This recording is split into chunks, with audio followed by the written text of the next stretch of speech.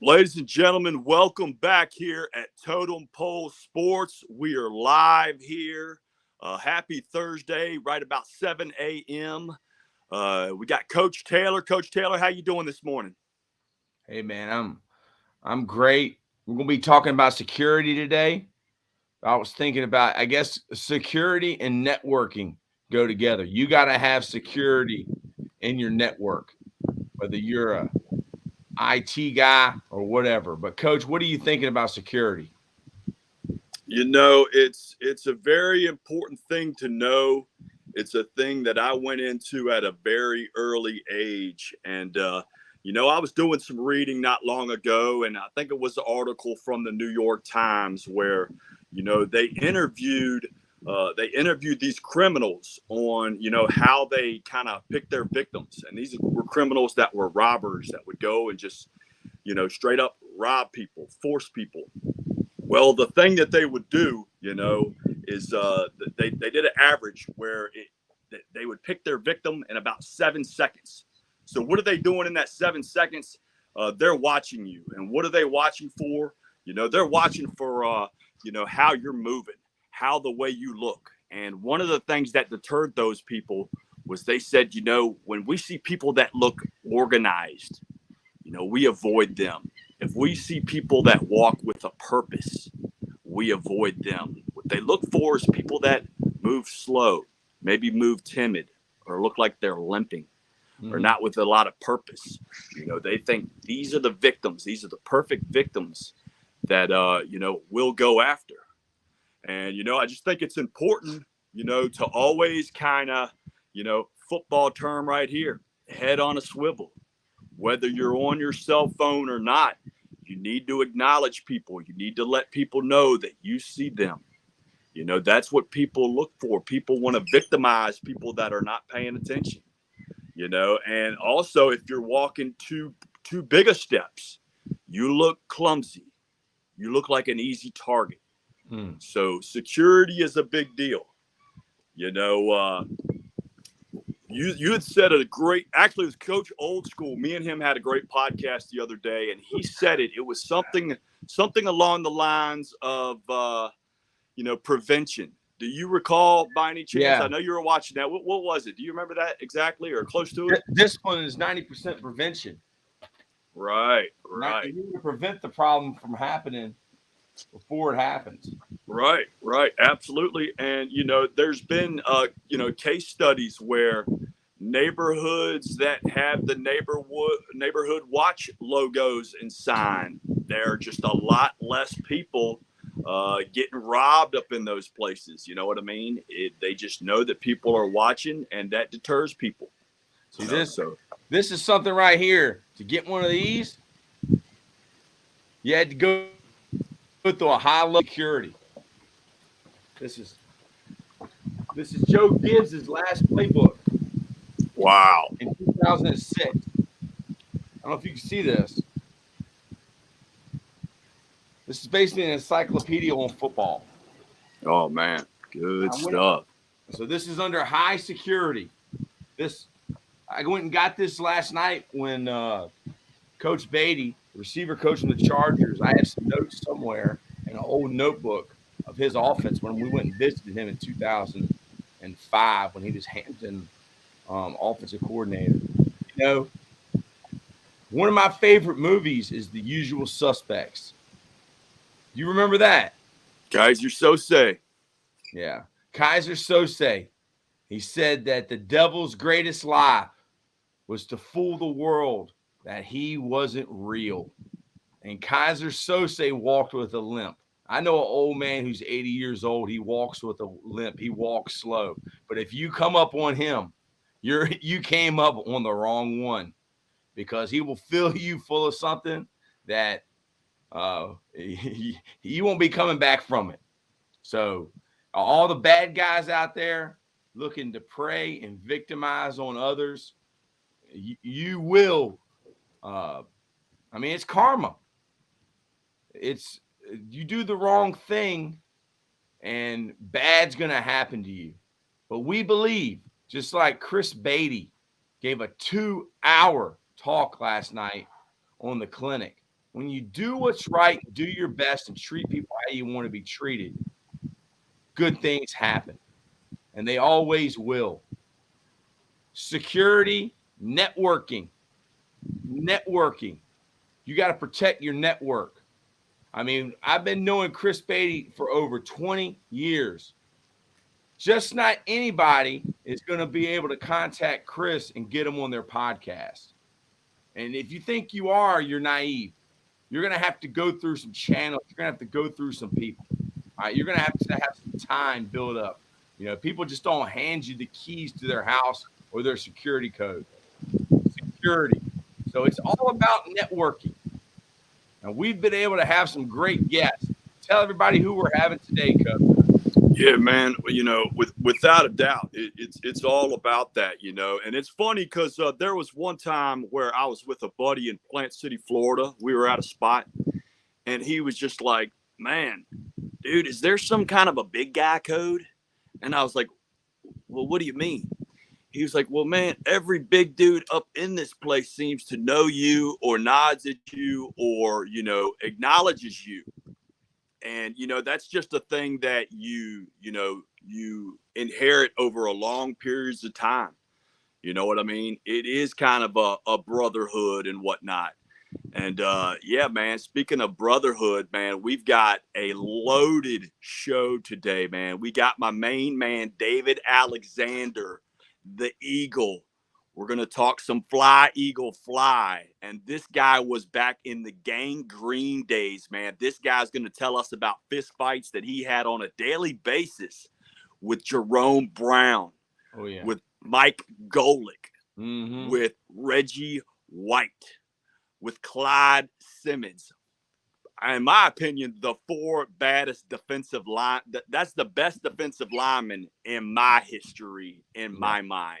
There is nothing better than those guys. And all of those guys grew up about the same time. I think they're all within about a 2-year radius. You know, Reggie might have been 29 when David was 27. So I can't wait to talk about that. We're going to talk about Buddy Ryan, baby. Yeah. Buddy Ryan. You know, Randall Cunningham. Guys that I always wanted to be like, man. I am so fired up about this. You know, we're going to be talking to a Tulsa legend, Hall of Fame, in the Hall of Fame there in Tulsa, Oklahoma, man. I could not be more excited about that going on. And then following that, man, I might have to take a quick nap because after that, man, we got the powerhouse 5-0, the Cyborg, future world heavyweight UFC champion, A.D. Palmer, the man with the head kick from hell. We posted it. Y'all seen this guy's kick, okay? Wait till we get him on the microphone and he burns this thing up, man. He is definitely representing the city here of South St. Petersburg, Florida. He's representing Totem Pole Sports. The Cyborg is the new generation. He's a generational fighter. He's a man of the people. Generational talent. He's a man of the people. He came from the gutter, and he has fought his way to where we are right now, 5-0, all either KOs or stoppages. The man's in fuego, ladies and gentlemen. Jump on this wagon. Start following him. Start following us. Let's freaking go. You know, when you talked about going into the club and, you know, people would acknowledge you, that's because you got charisma. And you know, I just found out about a book called The Charisma Myth. A lot of people thought that charisma was something that you couldn't teach. It was something that you couldn't get better at. And the three aspects of charisma are presence, power, and warmth. Okay, so you had a presence when you went into that club. All right, you acknowledged others people's presence. You were in the moment. You showed power because of the way you stood and the way you carried yourself. And then you showed warmth. You showed heart. That is charisma. If you want to build charisma, take a look at the Charisma Myth book. Coach, let's talk about Chris Beatty's interview last night. The 2-hour podcast with the NFL coach. He said he has never done a 2-hour podcast before. He went through his whole career, players he coached, coaches he coached with and against. What did you take out of that? I mean, just the influence he had from Coach Musgrave was phenomenal. You know, this guy, you know, has ties to Percy Harvins, Keenan Allen, Mike Williams. I mean, and this guy, he looks younger. He looks younger than, you know, all of us. You know what I mean? It's unbelievable. But the way he just set the tone, man, he was just, I mean, just cool as the other side of the pillow. Man, this is a guy that if you're in for a long bus ride, man, this is a dude you want to be paired up with, man. This is a guy you could have a great conversation with. You know, the guy just oozes freaking coolness. You know what I mean? He's a man's man. And, you know, big Virginia, VA, baby, believe that. You know, I love that when he was talking about the 7-5 and, you know, Northern Virginia and everything. You know, he likes to tie it all in because, you know, at the end of the day, man, you know, y'all are representing that state and that's what you got to do, man. So it was really good stuff. And, you know, if you could do it on the East Coast, you could do it in Canada, you could do it in California. You're Mr. Worldwide, you know what I mean? And Mr. Beatty, man, he just comes with a lot of soothing energy. You know, I think I come with more of a fiery energy, but he comes with a smooth, just soothing. You know what I mean? He's just a guy that, you know, you could just listen to. You could listen to him rap all day, man. It felt like it was 20 minutes and it was 2 hours. You know, y'all could have gone for 4 hours and I would have still been watching. Yeah, he talked about his high school coaches, the Bendorfs. Yeah, and, I mean, he was getting emotional.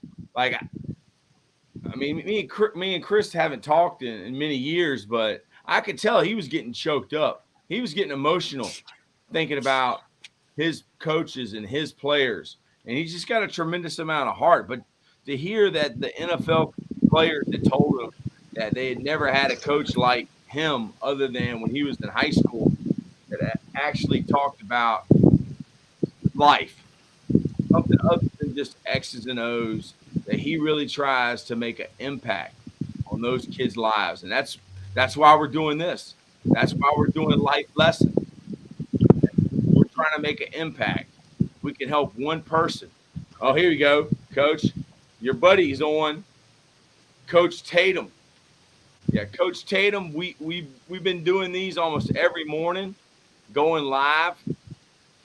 Ian Tatum, we love you, buddy, man. We love your stuff, man. We really appreciate you.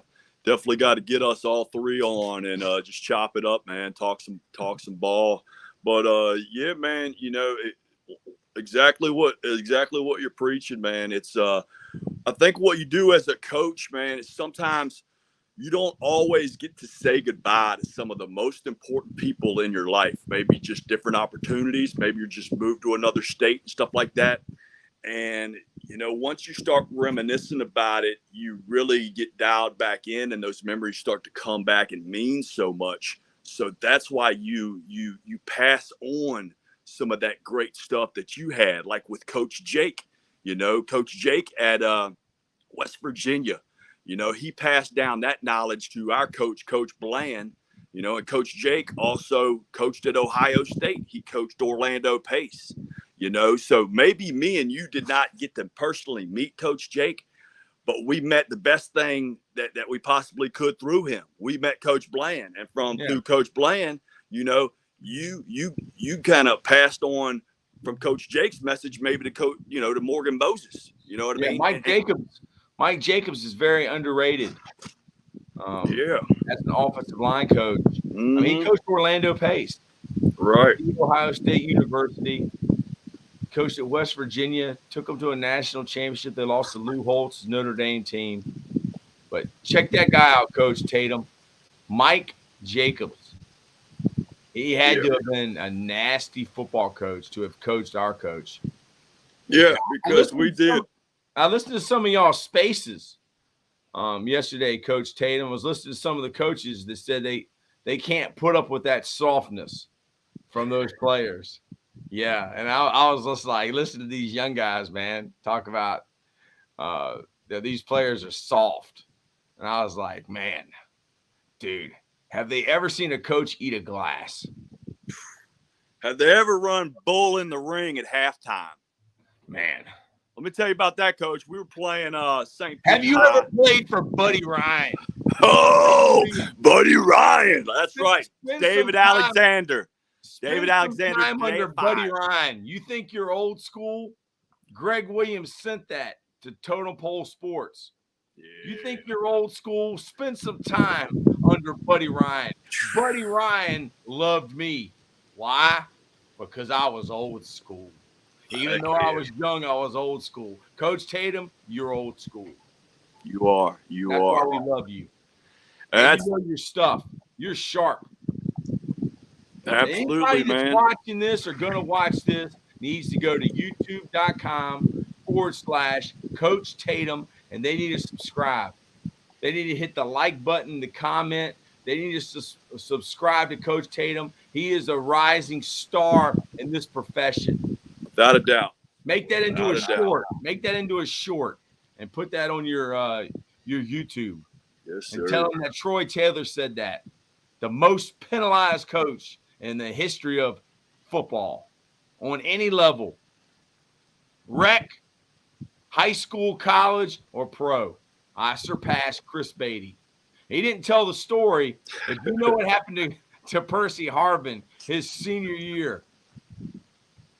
No, I did not. Okay, I didn't want to talk about this. I want to hear all about it. Well, if anyone doesn't know, Percy Harvin played 3 state championships. He won one his junior year. Senior year, he lost. But he also won state championships in track. And his senior year, he was playing basketball. And I think the year before, he had led his team to the state championship, didn't win. But he got banned by the Virginia High School League. Percy Harvin, the player. Percy Harvin, look at that. Percy Harvin got banned by the Virginia High School League. They said he could no longer participate in Virginia High School League sports because of a lack of sportsmanship. Did they not see your hit, Coach? Well, they probably have now, and they probably will. I'll probably get banned here soon. But, I mean, can you believe they did that to a kid? I mean, they were not setting that young man up for success because he hung from a rim.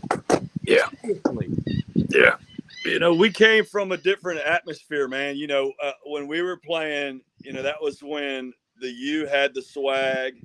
You know, I was a mini disciple of Brian Bosworth, man. That if I could, you know, the guy I wanted to be was Brian Bosworth and Dick Buckus. So imagine that. You wanted to be Deion Sanders, man. And throw a little Deion in there, man, because I You did. can do I the had Deion dance better than anybody. I bet you could still do it. Show us.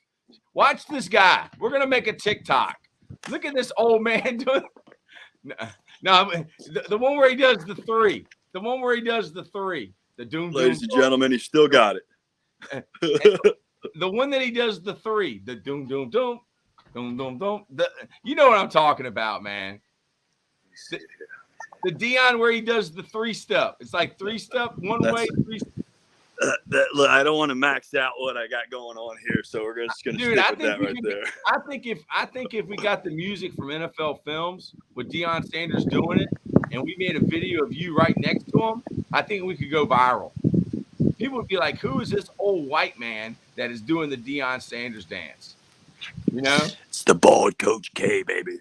The bald Coach K. The bald Coach K got retweeted by the Griffin twins. My man Shaquem, man, it was so awesome, man. He just posted a message that said exactly what we were talking about, Coach. You know, as we're talking about, you know, how, you know, you need to walk with a purpose and all this stuff. Coaches, same thing when you're walking into those meeting rooms, guys. Same things you're walking in the meeting rooms. But what Shaquem was saying was, when you go into a room, you're doing one thing: you're adding energy or you're taking energy. Which guy are you going to be? Coach Tatum, when do you want to come on?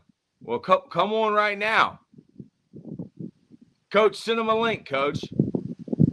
Send him a link. Let Coach Tatum pop on here with us. You know how to do that, Coach? I need you to coach me up on that, actually. All right, hold on. I'll send him a link, Coach. Hold on. It's easy on a computer. But yeah, speaking of security, man, check out our podcast we did with Kenny Tomlinson, man. Anybody that's looking for a stud offensive lineman, and he's versatile. He can play any role. He's 6'5", he's 315. University of McKendree, academic scholar, the man. Check him out. Yeah, man, excited about what's going on with him. Big things going on here at Totem Pole Sports, guys, but definitely, man, with the whole, security, you got to secure your health as well. So, I'm going to talk about Cultivate Wellness. You're not feeling well. You need something to help you get by. Check us out, man. Go to the website, cultivatewellness.com. We got chews. We got everything you need, anything you need. We got drinks. We can help you get to where you want to be. We don't want you suffering any more than you already have to. You don't have to suffer. All right. So check out Cultivate Wellness for us. All right, Coach Tatum. If you check your Twitter, look at that thing, man. It's bright. You got a message, Coach Tatum, on your Twitter. And that link will get you on the Totem Pole Sports Life Lessons. Coach Bald. Check this one out too. Coach K. This right here. This is one of the best securities you can have right here. You see this one? Oh yeah, man. Look at that one, right? Triumph. This right here. This is Malaysia. This is better than Neighborhood Watch. I can promise you that. Promise you that. That's a good girl right there. I mean, what is it about them? They know their territory. They're basically the ultimate left tackle. I can chew her out, and she's going to get better from it. You know what I mean? It's all about security. Yeah. I had a time where my daughter, Jessica, said, who's your best friend? And I was like, oh, trick question. It's your mom. And she was like, well, do this. Lock mom in the trunk for 5 minutes, and then let her out, and then lock the dog in there for 10 minutes, and see who's happy to see you. And I was like, you're brilliant. Yeah. I won't last long if it's my wife in there, but my dog will be wagging the tail and happy. But yeah, man, that's best security you can have, man. A good dog. Yeah, I mean, and they don't have to be big. Right. I mean, my girlfriend's got a Shih Tzu. Yeah. And that little Shih Tzu, he thinks he's a Rottweiler. He'll run away. But I mean, Rottweilers, if you see a Rottweiler, you better run. If that thing's coming at you, you're not going to be messing around. You're going to be playing around. Coach Tatum is coming on, Coach. Good. This is the ultimate morning show. It is. We're live here, ladies and gentlemen. We are up there with, I don't even know who comes on in the morning anymore. Al Roper. Is he still alive? No idea. I know they don't have Mike and Mike anymore. We might have to get the real Mike Golick, the guy that actually played football, not the Mike Greenberg. What's this deal with guys that never played football? Like Dave Portnoy from Barstool Sports. He's supposed to be the common man. Justin Gaethje. Well, one thing I know is A.D. Palmore is from St. Pete, Southside St. Pete, and he's American. And he represents us, the common man, the low man on the totem pole. And A.D. Palmore, the real cyborg, is the low man on the totem pole right now. But the low man always wins. He's coming on today. I heard we have a guest appearance. Yeah. From one of the best young coaches in America. A young Chris Beatty. I'm going to say it right now. This guy right here is a young Chris Beatty. He's 24 years old. I guarantee you know more offensive line play than Chris Beatty knew when he was 24. He only had one run. That was guard trap. He said he had counter. He had counter. That's not true. When he was playing coaching for Salem, they only ran one run, coach. Guard trap. I mean, when you're throwing the ball every play, isn't guard trap a great play?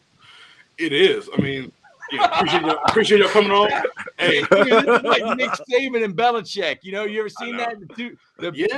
HBO, they're like, they're going to get ready and reminisce about family. No, the first time Coach Tatum comes on, boom, we're right into X's and O's. Hey, look, running right down your throat. Hey, guard trap. I mean, especially the way we ran it, like you just trap the 3 technique. Don't even block the 5 because he's gonna get caught in the trash. You get 2 for 1.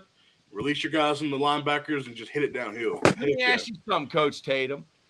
What do you do if you get a 1 technique to the side that you've called the trap? Okay, so we'll long trap. And we'll just trap the 5 technique.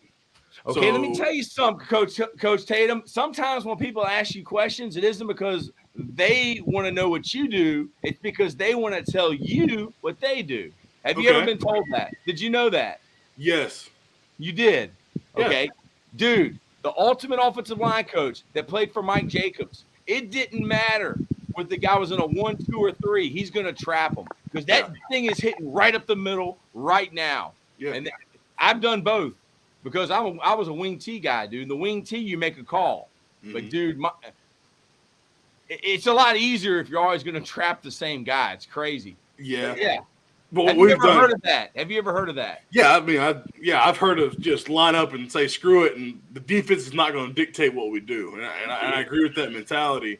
One thing I will say is, like, if you have a guy, you're going to trap that 1, perfect. If not, I mean, if you have a call – trap the 5, but I mean, don't let the defense dictate what you're going to do because otherwise they're going to be flipping back and forth from plays if they switch the fronts on you. So you might as well just line up and play football. And it changes the route of the running back because, I mean, in the wing T, you have to make a hard cut because the wing T has a lot of steps. There's a lot of footwork. Yeah. And did you get to watch any of the Chris Beatty? I know you were commenting. Yeah, I got to watch. I had just done the spaces.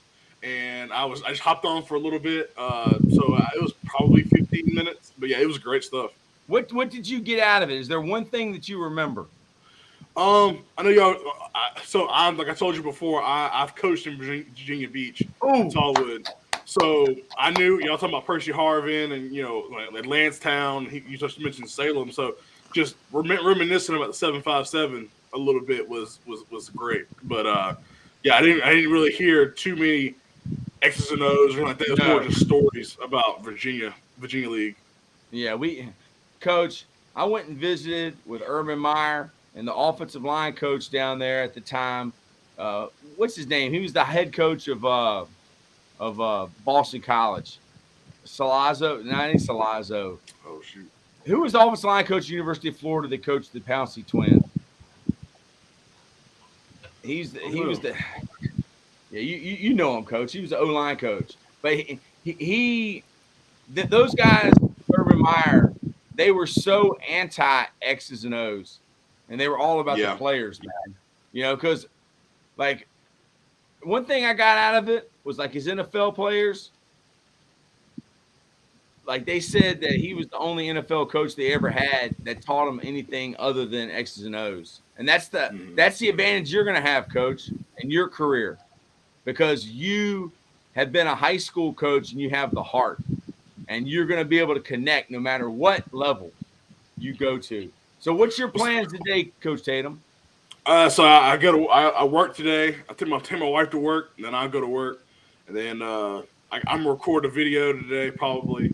And I have 2 podcasts I'm recording tonight because I recorded one last night with a lady that does sports marketing. And then I have 2 tonight. One with a guy that works for the Charlotte Observer. And then that's the one I have Cody Kennedy on tonight, the coach from Arkansas. Wow. So what time, man? Well, it's not live streamed, so he'll be recording at 8:30 my time or Eastern time for us. So it'll be 7:30 for him, but it'll come out not this Friday, but next Friday. Okay, right on, man. That's huge. Yeah. So, but yeah, other than that, just want to work. You got a busy day, man. Yeah, I love it. I hopped on and literally I was listening to it while I was like getting ready this morning, and I typed in and I knew y'all were gonna comment right away, and I also listened to it. And my wife was like, "It's talking about you." I'm like, "Yeah," I commented, and they were all like, "You want to get on?" My wife's like, "Yeah, get on there." So yeah, I'm on here talking to y'all this morning. So see, this is a smart man. You got a great wife. Married. Yeah, he's asking for permission before he does something. Hey, you got to. Yeah, but there's another philosophy, Coach. Have you ever heard of this philosophy? It's better to ask for forgiveness ask for permission. I have. Yeah. I feel like that philosophy works. Hey, That philosophy security. works better with men than it does with women. Yeah, that will lead you to Divorce City. Yeah. Okay, so if you want to know the roadmap, I wrote it. Yeah. All right, I'm the most penalized coach of all time. Yeah. I'll hang my hat on that. Now, Coach, when that guy said that he wants his players to play hard, not to play soft, what did he mean by that? Like, there's different levels. Yeah. To playing hard and not playing soft.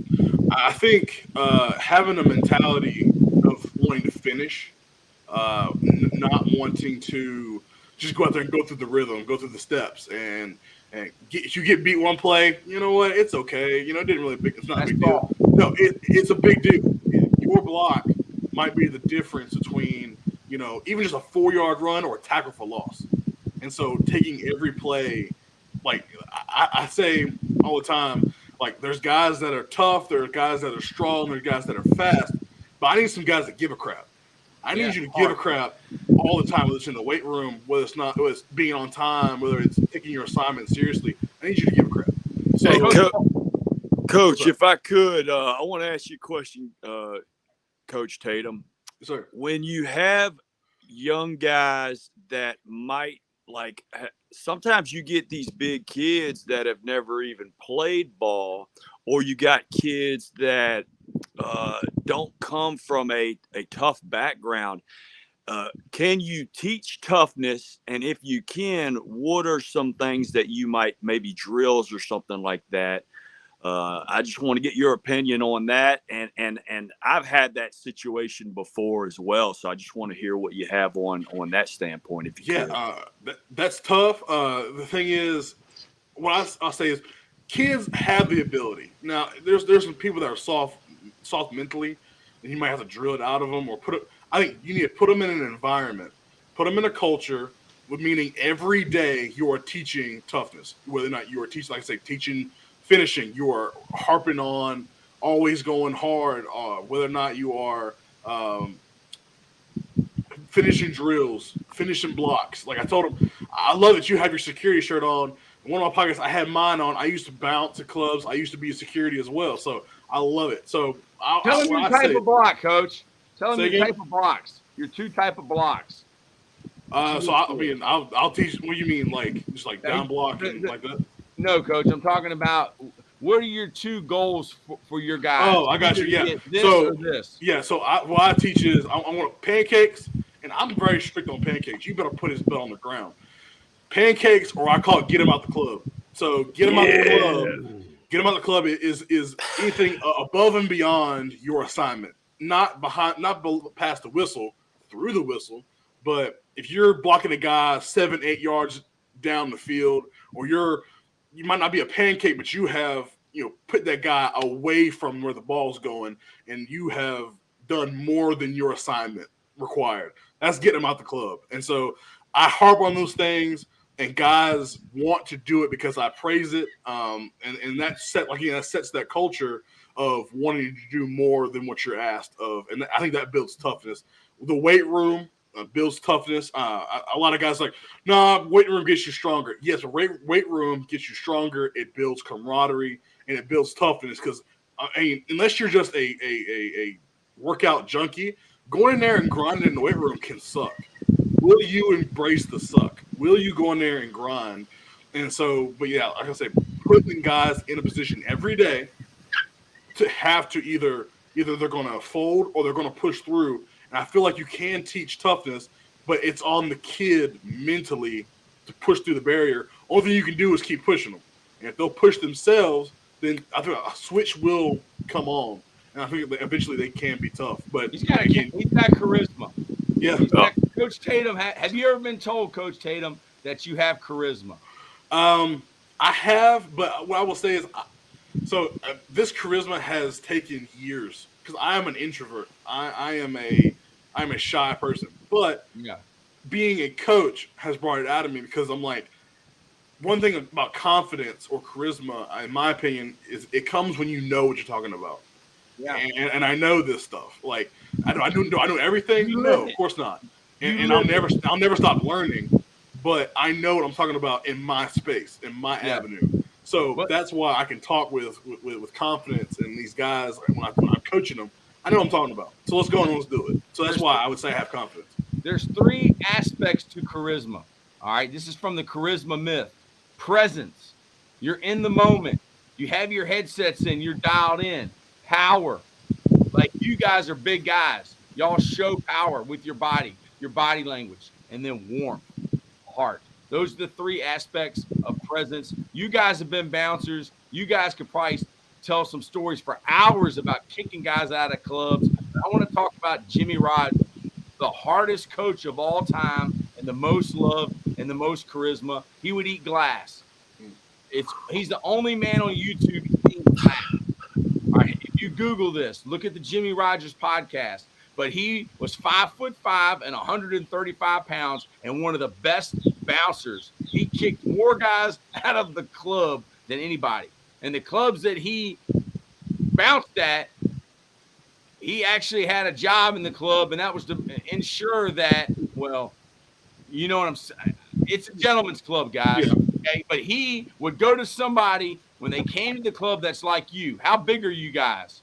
What's your height and weight? I'm 6'3" or 325, so I'm a big dude. What is your size, Coach Bald? I'm 6'4", 225. This is a little hint, a little life lesson. Jimmy Rogers, who was a small man but a killer, he would rip your throat out of your eyeballs out.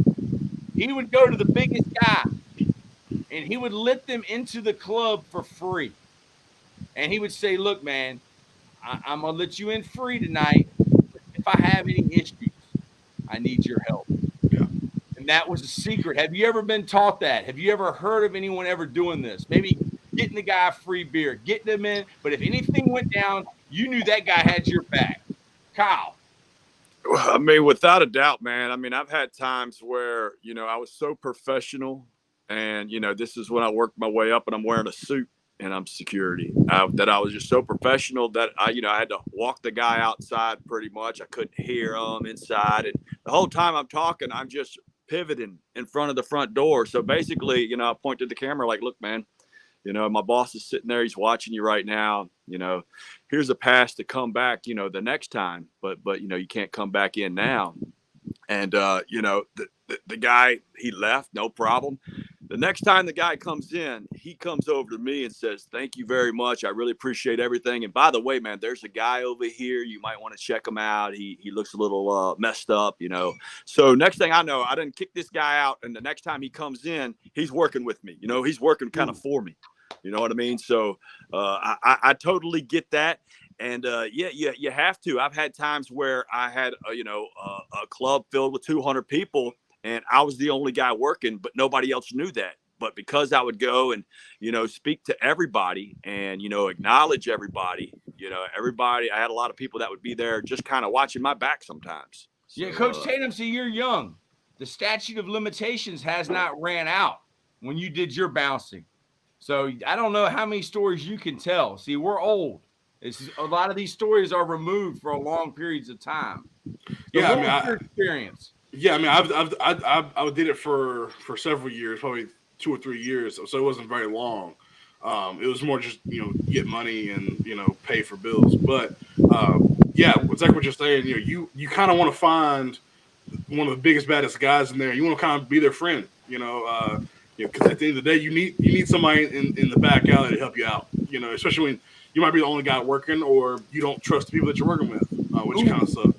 But you don't trust the people that you're working with. Yeah. What a terrible feeling. Yeah, because you take it serious, but the guys that are in there, they're in there because they want the scenery. We'll say it that way. But it might be the same way on a team. Yeah. You got a guy that wants to be on the team because he wants to wear a jersey, or he might like the scenery. I mean, yeah. So yeah, it definitely, I definitely understand that. Coach Tatum, look at that! Look at that sunset. It's insane. I was literally showing my wife because my wife loves the state of Florida, and so I was like, Coach is down there. Look at his backyard. Coach, anytime you're in St. Petersburg, Tampa area, man, you look out.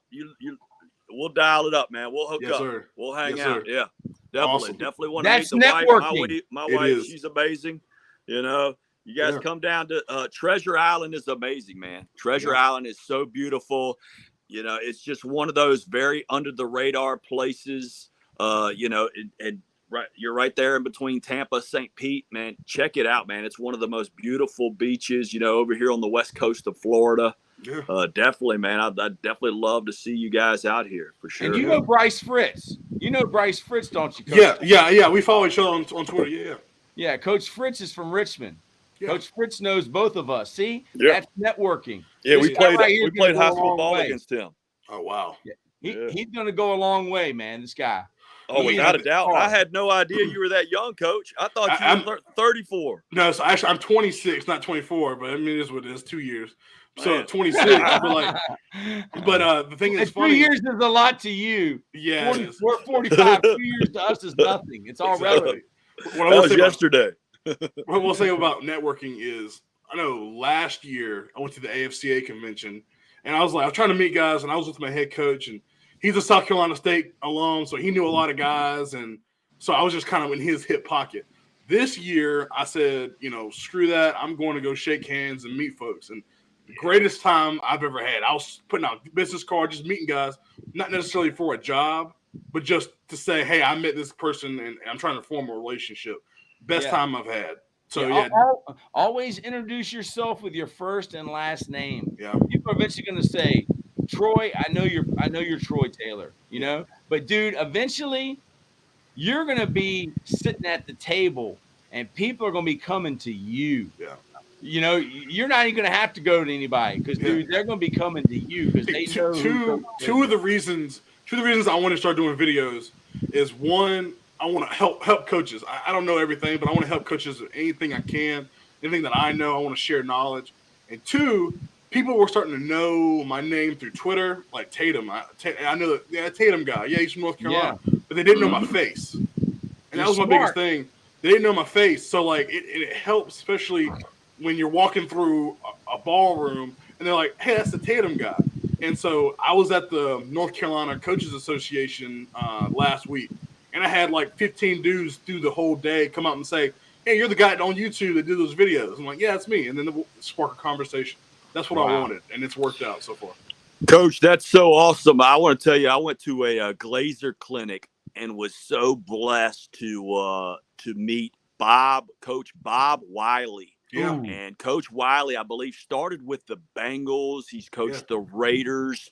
You know, he's got clinic. Some – he is the GOAT, man. He is the GOAT. And, you know, we're just sitting there, you know, just talking and listening to him. And one of the main things he said was, be known for something, you know, with your offensive line, whether you guys line up perfect, you know, whether you're just great communicators, you know, be known for something. Always communicate. And he's got a couple YouTube videos, basically a pass blocking one. It's probably about 30 minutes, and then a run blocking one.